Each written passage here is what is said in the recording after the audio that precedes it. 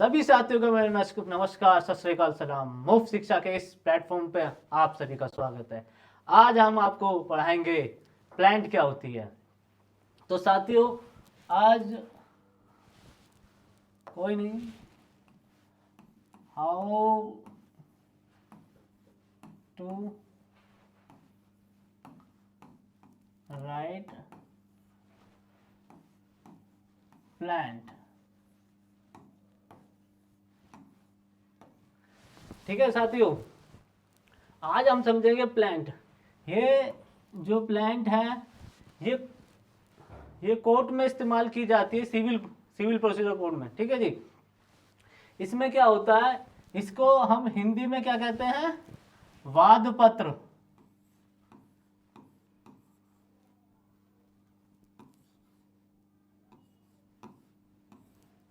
ठीक है साथियों, ये क्या है हमारा प्लांट क्या होता है, वाद पत्र। जब भी कोई प्लांटिव, या हम जैसे किसी कोर्ट में, नॉर्मल आपको समझाता हूं, हम कोर्ट में जाते हैं, कोई भी अपनी शिकायत कोर्ट में लेके जाता है, तो वो वकील द्वारा जो तैयार की जाती है कोर्ट में प्रस्तुत करने के लिए, उसे हम क्या कहते हैं, प्लांट। हिंदी में हम उसे क्या कहेंगे, वाद पत्र। ठीक है। इसके कई सारे पॉइंट होते हैं, यह हर किसी को समझना चाहिए, हर किसी को आनी चाहिए, ताकि कोई व्यक्ति गुमराह ना हो। हर किसी को ये बेसिक नॉलेज तो हो कम से कम। इसलिए आज हम बहुत ही बेसिक नॉलेज आपको सिखाएंगे कोर्ट के बारे में, जिसके आप कभी धोखा नहीं खाएंगे। आपको हर चीज़ की जानकारी, हर चीज़ की तो नहीं होगी, छोटी मोटी चीज़ की जानकारी तो होगी कि आखिर जो वकील दस्तावेज प्रस्तुत करते हैं कोर्ट में वो क्या होता है। जो उनका जो प्लेंटिफ होता है, वो देखो, जो भी व्यक्ति कोर्ट में जाता है वह क्या होता है, वो प्लेंटिफ होता है। ठीक है। और वो प्लेंटिफ क्या अपनी तरफ से देता है कोर्ट को, उसे क्या कहते हैं हम, वाद पत्र या प्लांट कहते हैं। ठीक है। तो इसके कई सारे पॉइंट होते हैं, ये हम पॉइंट वाइज आपको समझाएंगे। जो प्लांट है वो कैसे लिखी जाती है, हाउ टू राइट, मतलब कि कैसे प्लांट वो जो होती है प्लांट वो लिखी जाती है। तो पहला पॉइंट सबसे पहले इसमें क्या आता है साथियों, इसमें सबसे पहला पॉइंट आता है नेम ऑफ द कोर्ट। सबसे पहला पॉइंट कौन सा आएगा, नेम ऑफ द कोर्ट। जो प्लांट हम बनाते हैं उसमें सबसे पहले ऊपर लिखते हैं हम कोर्ट का नाम, कि कोर्ट का क्या नाम है। तो पहला पॉइंट हो जाएगा हमारा नेम ऑफ द कोर्ट।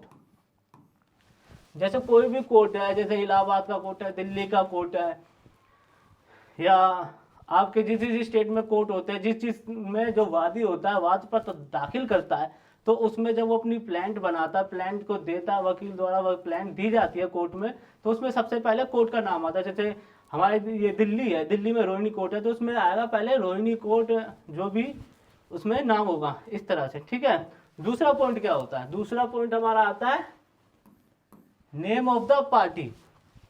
दूसरा पॉइंट क्या होता है, नेम ऑफ द पार्टी। ठीक है साथियों, नेम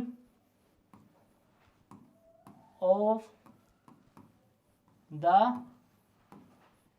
पार्टीज। तो साथियों, जो पार्टी होती है कोर्ट में, ये दो तरह की होती है। एक जो शिकायत लेके जाता है उसे क्या कहते हैं उसे हम प्लेंटिफ कहते हैं। ठीक है जी। और जो किसी व्यक्ति पे हमें केस करना है, ठीक है जी, वो केस हम करते हैं, तो दूसरी पार्टी कौन सी होती है, दूसरी पार्टी होती है हमारी डिफेंडेंट। तो डिफेंडेंट दो तरह की पार्टी होती है, जो हमने सीखा कितनी तरह की पार्टी होती है, दो तरह की पार्टी होती है। एक होती है आपकी प्लेंटिफ,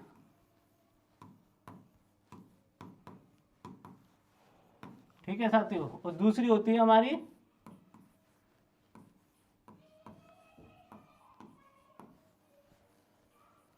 डिफेंडेंट। ठीक है, समझ में आ रहा है ना, सबको दिखाई दे रहा है ना। हाँ, मौजूद रहिएगा और देखते रहिए, आज आप समझ जाएंगे ये सारे पॉइंट, बेसिक नॉलेज आपको समझ में आ जाएगी। मैं ये नहीं कहूँगा कि आप इससे बहुत अच्छी तरह से आप बिल्कुल ही वकालत सीख जाएंगे, पर जो एक बेसिक नॉलेज होती है वो आपको अच्छी तरह से आपके समझ में आ जाएगी।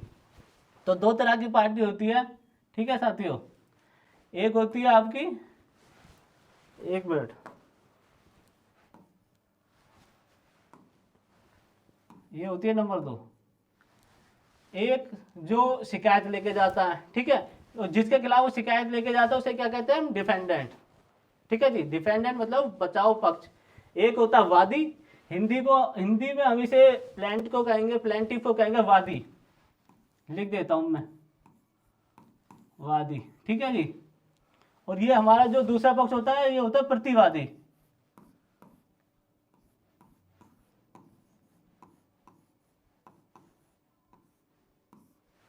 ठीक है जी।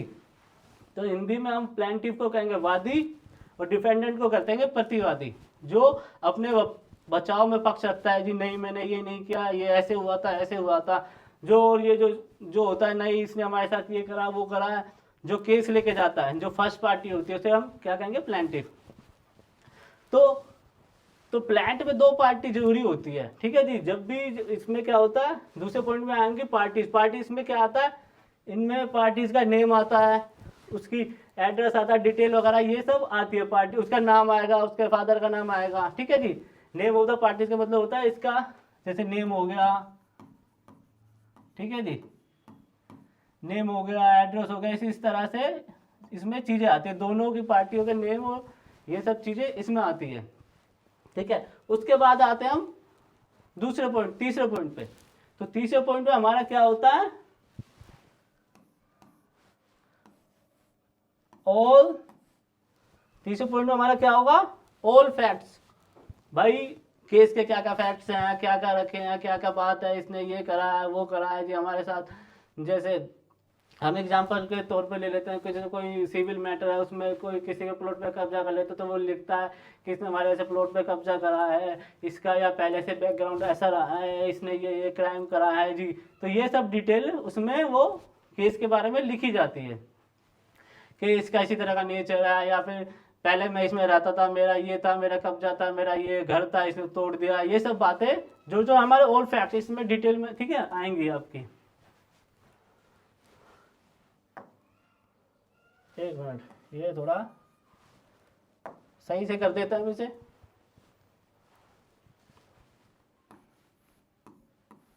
क्या, ऑल फैक्ट्स। ठीक है जी। तो ऑल फैक्ट्स हमारे होते हैं दो तरह के, एक तो होता है वेरिएबल फैक्ट्स, एक होता है फिक्स्ड फैक्ट्स। वेरिएबल उन्हें कहते हैं जो बदलते रहते हैं, भाई हर केस वाइज जिसका जैसा नेचर होता है वो चीजें बदलती रहती हैं। ठीक है। और जो फिक्स होता है वो जैसे किसी का नाम हुआ, किसी के बारे में ये उसका एड्रेस हुआ, ये सब चीजें होती है, फिक्स होती है, ये बदलती नहीं है। ठीक है। तो इसलिए इसमें वेरिएबल, इसमें क्या होता है, फैक्ट्स दो तरह के होते हैं, हमेशा याद रखना, फैक्ट्स हमेशा दो तरह के होते हैं, वेरिएबल फैक्ट्स, फिक्स फैक्ट्स। ठीक है। मैं यहाँ लिख देता हूँ, एक तो हो गया आपका वेरिएबल फैक्ट्स, एक हो गया आपका फिक्स फैक्ट्स। ठीक है। तो सबको नजर तो आ रहा होगा, कोई दिक्कत परेशानी तो नहीं होगी ना इसे देखने में। देखिए मैंने इसलिए बड़ा बड़ा लिखा है, वैसे तो हमारा कैमरा बहुत बढ़िया, हर चीज इसमें आती है, पर फिर भी थोड़ा बड़ा बड़ा लिखने से आदमी को अच्छी तरह से क्लियर हो जाता है, मेरा ये मानना है। ठीक है साथियों। तो अब हमारा आता है तीसरा पॉइंट। भाई ये 3 पॉइंट्स हो गए। पहले पॉइंट में मैंने आपको बता दिया नेम आता है कोर्ट्स का, दूसरे में आता है नेम ऑफ द पार्टीज आता है। पार्टीज दो तरह की होती है, एक तो होती है प्लेंटिव होती है, एक डिपेंडेंट होती है। ठीक है। और जिसे प्लेंटिव को हिंदी में हम वादी कहते हैं, डिपेंडेंट को प्रतिवादी कहते हैं, प्लेंट को हम वाद पत्र कहते हैं। ठीक है साथियों। अब हमारा चौथा जो पॉइंट आएगा उसमें प्लेंट में, वो आएगा रिलीफ। भाई हमने क्या क्या हमें रिलीफ चाहिए, किसी का कब्जा है हमारे प्लॉट पे, किसी ने कब्जा कर दिया तो कब्जा हमें छुड़वाना, हमें जी अपनी पोजीशन चाहिए, या फिर इसने हमारी बाउंड्री तोड़ दिया तो उसके खिलाफ हमें हर जाना चाहिए। तो ये सब हम जो भी हमें रिलीफ चाहिए होती है वो हम इसमें लिखते हैं। तो हमारा एक और कौन सा पॉइंट बनेगा इसमें, रिलीफ।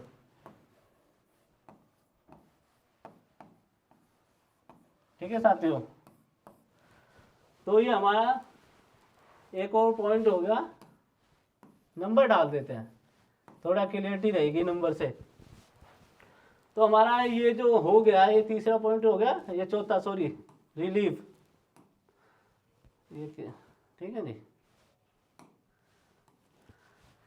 तो चौथा पॉइंट हो गया, मैंने बताया ना, जैसे आदमी जो जो हमें कोर्ट से रिलीफ चाहिए होती है वो हमारा हम रिलीफ इसमें लिखते हैं, जो हमें हर्जाना चाहिए होता है या पोजीशन चाहिए होती है, किसी प्लॉट की कब्जा चाहिए होता है, किसी ने हमारा ले लिया है, तो ये जो भी रिलीफ होती है वो लिखते हैं। लास्ट में हमारा क्या आता है, सिग्नेचर।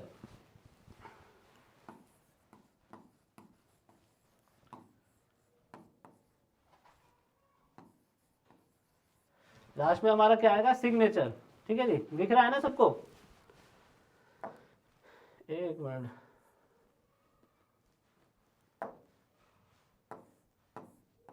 तो ये क्या हो गया हमारा, सिग्नेचर। दोबारा से सही करते हैं इसे।